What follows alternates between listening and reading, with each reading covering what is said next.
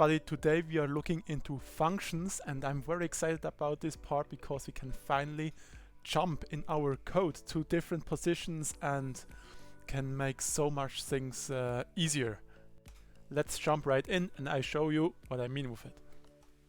There we have our function. Function is always over the main function, that it knows it is a function. And here we have a void function. That means it returns no value in return.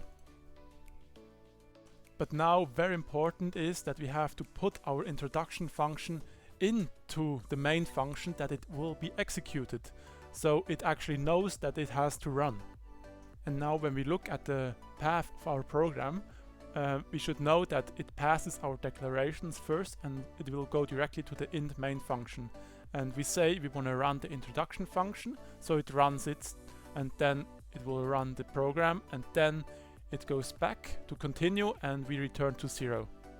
And now the very cool part about functions is we can split them up. And here you can see we have just the main function and the declaration for our introduction function.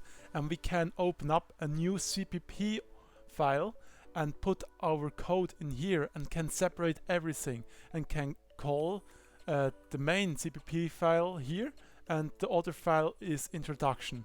And we have much more order in this way, and the project makes much more fun. And that's it for today's video. Tomorrow we continue with some more function examples, and I hope you learned something or had some fun watching my video. And with that I say bye.